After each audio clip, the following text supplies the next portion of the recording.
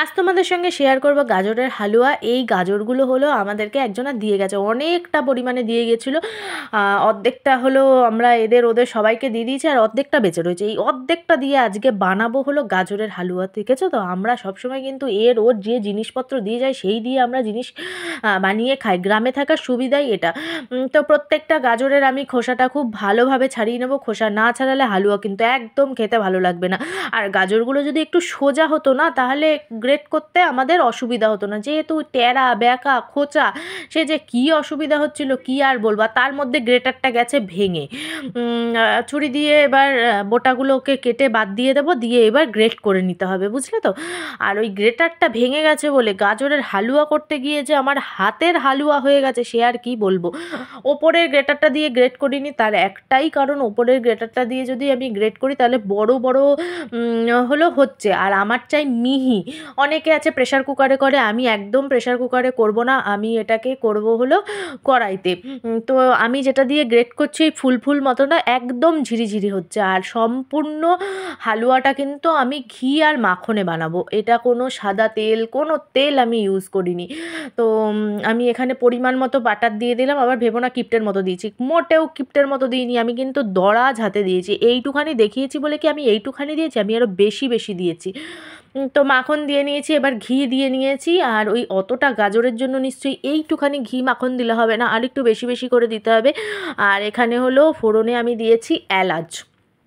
এলাচটা গন্ধের জন্য দিয়েছি, এলাচ দারচিনি দেওয়া যায়, আমি শুধুমাত্র এলাচটাই এখানে দিয়েছি। আর এরপরে গ্রেট করা গাজরগুলো দিয়ে রাখবো। গাজর না অনেক সময় হয় রস শুকিয়ে গেলে একটা কীরকম টাইপের রুক্ষ রুক্ষ গাজর হয়, ওইগুলো দিয়ে কিন্তু হালুয়া খুব একটা ভালো লাগে না।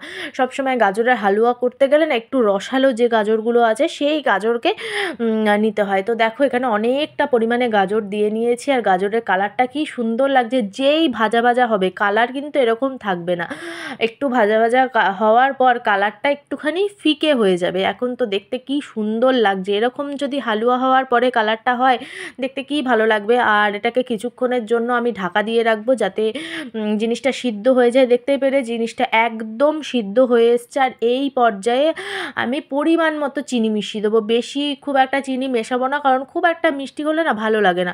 আর এর মধ্যে যেমন দুধ যাবে, কনডেন্স মিল্ক যাবে। এখানে 500 গ্রাম দুধ আমি জাল দিয়ে নিয়েছি, এটা প্যাকেটের দুধ।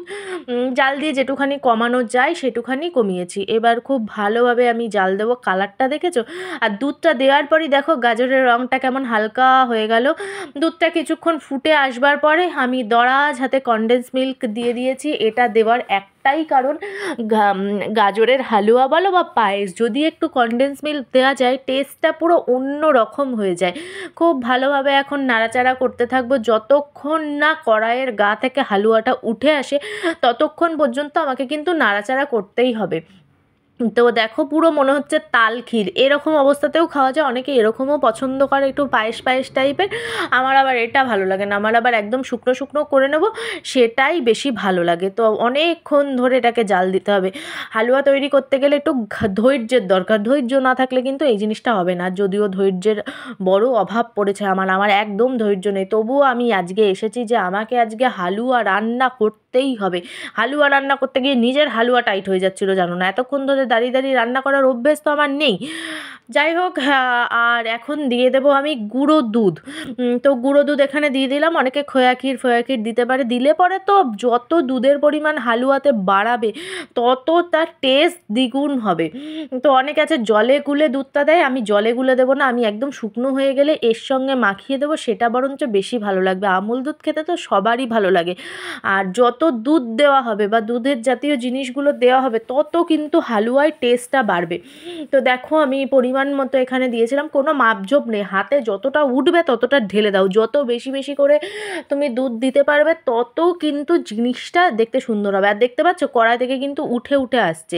আর আমার কাছে ড্রাই ফ্রুটস তেমনি কোনো ছিল না, শুধু ছিল কাজু বাদাম আর কিশমিশ ছিল, আর আমি এর ভেতরে শুধু কাজু বাদাম আর কিশমিশ দিয়েছি। তোমরা চাইলে আরও অনেক ড্রাই ফ্রুটস থাকে, সেগুলোকে তোমরা মেশাতে পারো। আমার কাছে যেটুখানি ছিল আমি সেটুখানিই দিয়েছি। তো খুব ভালোভাবে এখানে জাল দিচ্ছে, আর আঁচটাকে আমি মিডিয়াম করে দিয়েছি, আর একটু দরাজ হাতে আমি ঘি ছড়িয়ে দিচ্ছি। অতটা ঘি দিয়ে ভেজেছি, আবার এই এতটা ঘি ছড়াচ্ছি।